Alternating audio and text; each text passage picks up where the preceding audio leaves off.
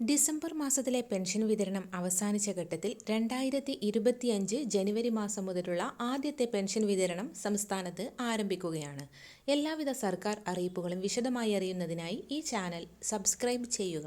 സാമൂഹിക സുരക്ഷാ പെൻഷൻകാർക്കും ക്ഷേമനിധി ബോർഡ് പെൻഷൻ ഗുണഭോക്താക്കൾക്കും സർക്കാരിന്റെ സർവീസ് പെൻഷൻകാർക്കും കുടിശ്ശികയായിരിക്കുന്ന ആനുകൂല്യങ്ങൾ വിതരണം പ്രഖ്യാപിച്ചു. സർവീസ് പെൻഷൻകാർക്ക് നൽകാനുള്ള പെൻഷൻ പരിഷ്കരണ കുടിശ്ശികയുടെ ഒരു ഗഡു കൂടി സർക്കാർ അനുവദിക്കും.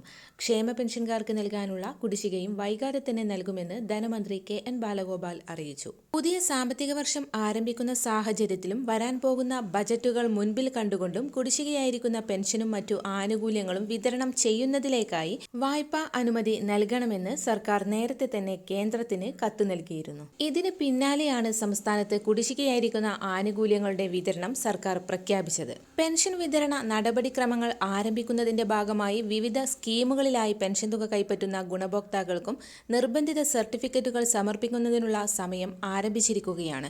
ജനുവരി മാസത്തിലെ പെൻഷൻ തുക വിതരണം ചെയ്യുന്നതിലേക്കായി 850 കോടി രൂപ അനുവദിക്കുമെന്ന് ധനമന്ത്രി നേരത്തെ തന്നെ വ്യക്തമാക്കിയിരുന്നു. ഇതോടൊപ്പം തന്നെ 4 മാസത്തിലെ പെൻഷൻ കുടിശ്ശികയിൽ ഒരു ഗഡു കൂടി അനുവദിക്കാനാണ് സർക്കാർ തീരുമാനം. വരാൻ പോകുന്ന തിരഞ്ഞെടുപ്പുകൾ മുൻപിൽ കണ്ടുകൊണ്ടാണ് സർക്കാരിന്റെ തിരക്കിട്ട നീക്കം. എന്നിരുന്നാലും പെൻഷൻ ഗുണഭോക്താക്കളെ സംബന്ധിച്ചിടത്തോളം ആശ്വാസകരമായ വാർത്ത തന്നെയാണിത്. മസ്റ്ററിംഗ് പൂർത്തിയാക്കിയ എല്ലാ പെൻഷൻ ഗുണഭോക്താക്കൾക്കും വൈകാതെ തുകയെത്തും. എല്ലാവിധ സർക്കാർ അറിയിപ്പുകളും നിങ്ങളിലേക്കെത്താൻ ഈ ചാനൽ സബ്സ്ക്രൈബ് ചെയ്യുക.